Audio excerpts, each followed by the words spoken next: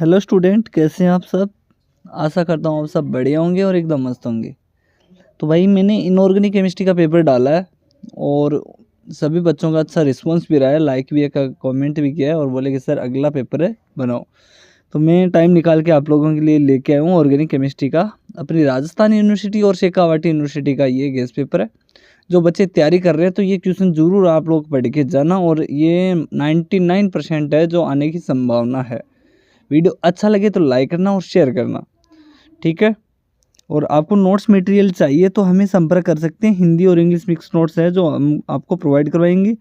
Number बता देता हूँ, अपने नंबर है जो व्हाट्सअप नंबर है, ये है 9057701545। ये अपने व्हाट्सअप नंबर है। आप नोट्स चाहते हो तो आप हमें ले सकते हो। मैं पहले आपको नोट्स दिखा देता हूँ कि अपने जो नोट्स हैं वो किस टाइप के हैं।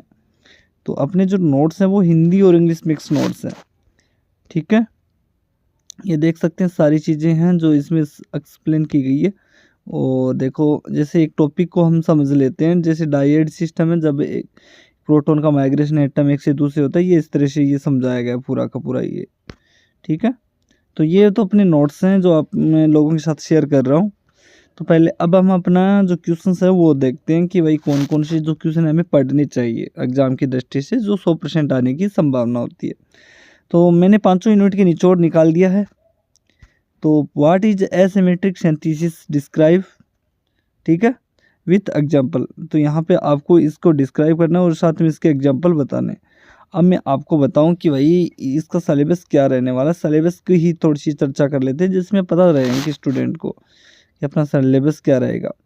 तो आप किसी भी यूनिवर्सिटी के क्यों ना हो, लेकिन सिलेबस सभी का सेम रहता है। ये यहाँ पे ये चलता है नेचर ऑफ बॉन्डिंग। इसमें delocalise chemical bonding, cross conjugation, hyper conjugation, यानी इतना यहाँ से तक ना, ये क्रॉस हाइपर कंजुगेशन तक, यहाँ तक, यानी ये इम्पोर्टेंट टॉपिक है। और मैंने इन्हीं को लेके चला हूँ और यहाँ पे स्टीरियो केमिस्ट्री का ये पूरा ऐड कर दिया गया। तो ये आप लोगों के लिए है।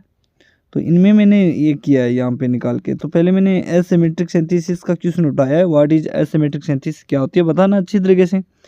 उसके बाद में इनके अंदर क्या क्या एग्जांपल बताना है। इसका एक तो बताना है एसिमेट्रिक सिंथेसिस, ये जो कायरल कैटलिस्ट उसके लिए, एक सबस्ट्रेट के लिए, ओके। उसके बाद describe PM approach for aromaticity, कि भाई ये पीएम अप्रोच क्या होती है और किसके लिए, एरोमेटिसिटी के लिए, तो वो एक्सप्लेन करनी है आपको, ठीक है। अच्छी तरह इसके इसको वर्णन करना है।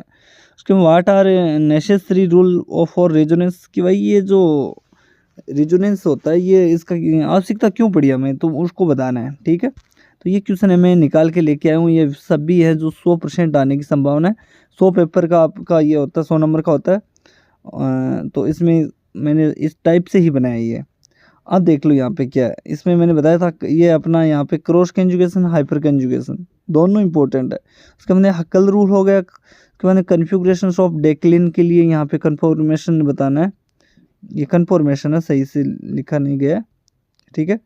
उसके बाद में यहाँ पे crown ether complex and cryptands, very important question. तो आप लोग जल्दी से जल्दी ये क्वेश्चन है जो अच्छी तरीके से नोट कर लो और याद करके जाओ। उसके बाद में क्या है अगला नेक्स्ट क्वेश्चन अपना, वो ये है कि एक्सप्लेन एरोमेटिसिटी, और किसके लिए, बेंजोइड एंड नॉन बेंजोइड। मतलब मैं एक बात बताऊं आपको कि मैं जितनी बार गेस्ट पेपर बनाता हूं ना, तो ये क्वेश्चन तो हर यूनिवर्सिटी वाले दे देते हैं। तो ये तो पक्का ही आपका यहाँ पे आने वाला है, बेंजोइड और नॉन बेंजोइड वाला। और साथ में एग्जाम्पल दे के आ जाना अच्छी तरीके से। उसके बाद में एक अपना ये रहता है, ये अथवा में आ सकता है, अगर वो कर लोगे तो ये अथवा में भी पूछ सकते हैं, लेकिन इन दोनों को करके जाना है, alternate hydrocarbon, non alternate hydrocarbon. Very very important question exam की दृष्टि से। उसके बाद में चौथा क्वेश्चन क्या है इसका देख लो। वो क्वेश्चन चौथा ये है, stereo chemistry of the compound containing nitrogen and sulphur, दोनों के लिए बताया गया, नाइट्रोजन और सल्फर के लिए। और उसके बाद कन्फॉर्मेशनल एनालिसिस ऑफ साइक्लोहेक्सेन, ये बड़े वाले क्वेश्चन है, ये देख लो, ये इंपॉर्टेंट है सारे के सारे। क्या है, कन्फॉर्मेशनल एनालिसिस ऑफ साइक्लोहेक्सेन के लिए। उसके बाद लास्ट क्वेश्चन है अपना, वो क्या है वो देखो।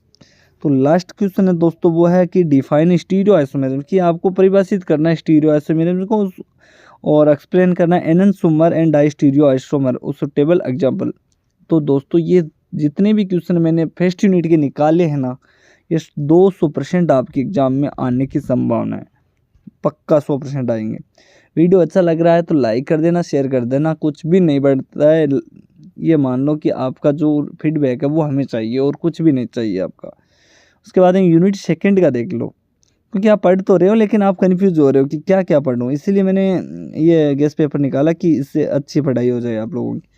उसके बाद देखो इसमें सेकंड यूनिट का ये इतना सिलेबस रहता है आपके सामने, reaction mechanism of structure and reactivity, aliphatic nucleophilic substitution, तो ये यहाँ पे आपका इतना सिलेबस है। तो इनके इंपॉर्टेंट क्वेश्चन मैं आप लोगों के साथ शेयर कर रहा हूँ, तो देख लीजिएगा आप लोग अच्छी तरीके से।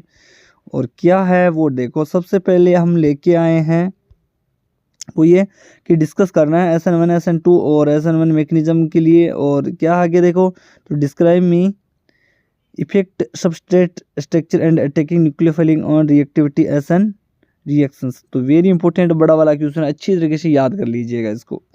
उसके बाद में डिस्कस फेज ट्रांसफर कैटालिसिस, तो आपको वर्णन करना फेज कैटालिसिस का अच्छी तरीके से। उसके बाद में एक्सपेंड से रिलेटेड जो क्वेश्चन हैं हमें याद करने, वो कौन कौन से वो बता देता हूँ मैं आपको, वेरी इंपॉर्टेंट। हेमेट इक्वेशन वाला कर लेना, हेमेड पोस्टुलेट वाला कर लेना, आइसोटोप इफेक्ट कर लेना, thermodynamic and kinetic control, very important. उसके बाद क्रिटिन हेमेट इक्वेशन, उसके बाद सब्स्टिट्यूशन एंड रिएक्शंस कांस्टेंट, इसके बाद टफ्ट इक्वेशन। ये क्वेश्चन है जो आपको पूरे के पूरे कंप्लीटली तैयार करने हैं, ठीक है। उसके बाद में नेक्स्ट भी है इसके साथ में ट्रांजिशन स्टेट एंड इंटरमीडिएट, इसके बाद क्लासिकल एंड नॉन क्लासिकल, क्या बोला मैंने, क्लासिकल, क्या है, classical and non classical, very important है दोस्तों, वेरी वेरी इंपॉर्टेंट। उसके बाद applications of NMR spectroscopy in the detections of carbocations, यहाँ पे ये वेरी वेरी इंपॉर्टेंट क्वेश्चन है जो आपके सामने निकल के आ रहा है। उसके बाद में क्या फिनोमेना आयन, क्या है, कार्बोन नार्बोन, क्या लिखा है इसने, सॉरी ये स्टूडेंट ने लिखा है, carbonyl systems and radio selectivity, okay. ये इतने क्वेश्चन आपको नोट करना है। अब हम बात करते हैं यूनिट थर्ड की, तो यूनिट थर्ड के अंदर सिलेबस में दिखा देता हूँ कि यूनिट थर्ड का क्या सिलेबस है। तो यूनिट थर्ड का ये है अपना सिलेबस, एलिफेटिक इलेक्ट्रोफिलिक सब्स्टिट्यूशन में चलता है, इसके बाद एरोमेटिक, उसके बाद एरोमेटिक न्यूक्लियोफिलिक, फिर फ्री रेडिकल, तो यहाँ तक आपका ये यूनिट फोर्थ यूनिट के अंदर चलता है जी। तो इसके क्वेश्चन हम यूनिट थर्ड की बताए, मैंने फोर्थ का बोल दिया कि सॉरी, एक बार चेक कर लेते हैं दोबारा में, मैं दिखा देता हूँ यार आपको अच्छी तरीके से। ये है इतना, हाँ फोर्थ का ही है, थर्ड का ही है। चलो हाँ, अब आओ अपने क्वेश्चन की ओर। तो सबसे पहले एक्सप्लेन से रिलेटेड क्वेश्चन आए हैं, इसमें द मैकेनिज्म ऑफ वेल्समियर रिएक्शन आपको अच्छी तरीके से याद करनी है। उसके बाद आर्नियम आयन मैकेनिज्म, ठीक है।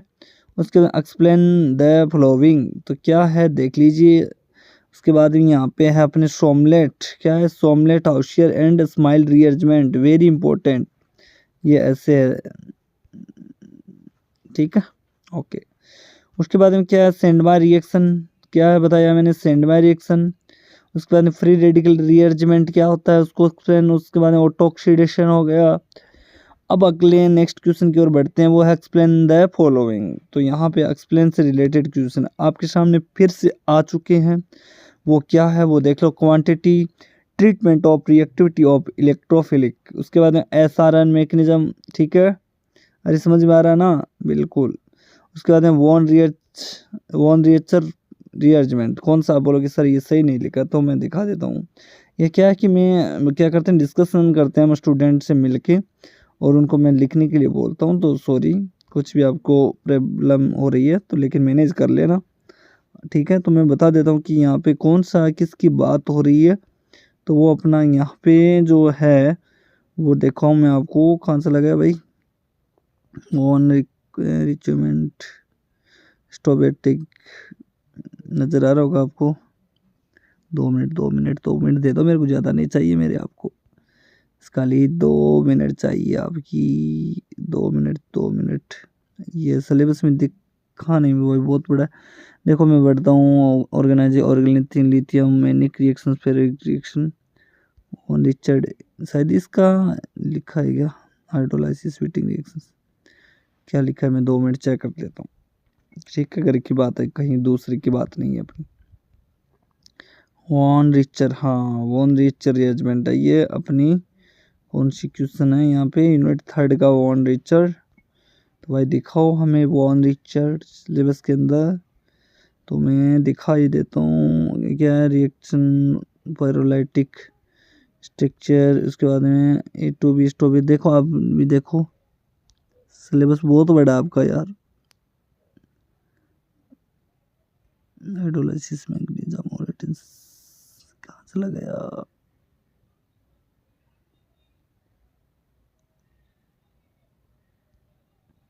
शायद इसका ये वन रिचर्ड। अच्छा ये है, यहाँ पे मैं वहाँ पे देख रहा हूँ, देखो चौथी यूनिट के अंदर देख रहा हूँ। मेरे भी दिमाग काम नहीं कर रहा है, मैं पढ़ा रहा हूँ ये और कर रहे, क्योंकि पूरे दिन भागम भाग रहता है ना इसीलिए। तो ये इसकी बात हो रही है, दिखाऊँ क्या आपको मैं, इसकी बात हो रही है द वन रिचर्ड, इसकी ये है, ठीक है।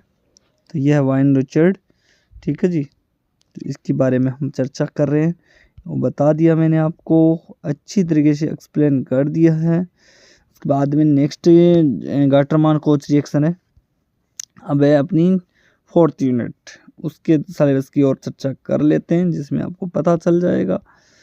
इसमें addition to carbon, carbon multiple bond, addition to carbon heteromultiple और एलिमिनेशन, ये सारी चीज़ें उसमें चलती है। तो बड़ा होगा सिलेबस थोड़ा सा, तो देख लेते हैं इसके भी। तो अपना describe the mechanisms of Perkin and Stobbe reaction, एक कौन सी बताया मैंने, पेरकिन और स्टॉबे रिएक्शन, वेरी इंपॉर्टेंट, इनकी एप्लीकेशन आपको पता होना चाहिए। उसके बाद में दोस्तों देखो बेंजोइन कंडेंसेशन, एल्डोल कंडेंसेशन और कन्वेंगल रिएक्शन, तो ये एक्सप्लेन करनी है आपको, इतनी रिएक्शन करके चले जाना। एक मैनिक रिएक्शन की भी आएगी, देखो मैं बताऊंगा आपको मैनिक रिएक्शन, ये देखो अगले में आगे ना, अगले क्वेश्चन में। एक तो माइकल रिएक्शन, व्हीटिंग रिएक्शन, हाइड्रोबोरेशन और मैनिक रिएक्शन, इतना आपको करके ही जाना है, ठीक है। अब 5 यूनिट अपनी उसका सिलेबस और दिखा देते हैं, फिर अपना ऑर्गेनिक केमिस्ट्री का केस पेपर कंप्लीट हो जाए। इसमें पेरीसाइकिल के मैंने उठाए हैं, और कौन कौन से उठाए हैं वो आप लोगों के साथ शेयर कर देते हैं, इसको आपका फ़ायदा हो जाएगा और अच्छा नंबर भी आएंगे आपके एग्जाम के अंदर। वुडवार्ड होफमान को रिलेशन डायग्राम, उसके बाद में क्वांटेशन इन पायरोलाइटिक एलिमेशन, उसके बाद molecular orbital symmetry, very important. उसके बाद में क्या है, डिस्कस द फॉलोइंग, तो कंट्रोटेटरी एंड डिस्टोटेटरी मोशन आपको करना है, उसमें अंट्राफेशियल एंड सुपरफेशियल बताना है एडिशन, उसके बाद कॉप रीअरेंजमेंट, ओके। उसके बाद में राइट शॉर्ट्स नोट्स, इसके ऊपर एक नोट लिख के आना है, उसके में क्या है 5 sigmatropic rearrangement, FMOPM approach, fluxional tautomerism, in reaction. उसके बाद नेक्स्ट है अपना last question, explain and orientation in pyrolytic elimination. तो ये मैंने बता दिया भाई आप लोगों के लिए अपना ये गैस पेपर, ठीक है। अब बता दो मेरे को कैसा लगा आज का वीडियो, सुपर है या नहीं है, तो बस कमेंट करना है, लाइक करना है, शेयर करना है। और नोट्स चाहते हो आप लोग, अगर कुछ भी नहीं मटेरियल है आपके पास, टाइम बहुत कम है, तो मेरे से संपर्क करो, मैं अच्छी तरीके से पास करवाऊँगा। नंबर है ये अपने 90 57 70 15 45, बहुत अच्छे अपना रिजल्ट रहा है बच्चों का, तो मैं चाहता हूँ कि आप लोगों को भी बेहतरीन रहे। तो बताना कमेंट करके आप लोगों को कैसा लगा, ओके। मिलते हैं नेक्स्ट वीडियो में, आज के लिए इतना ही, थैंक यू सो मच।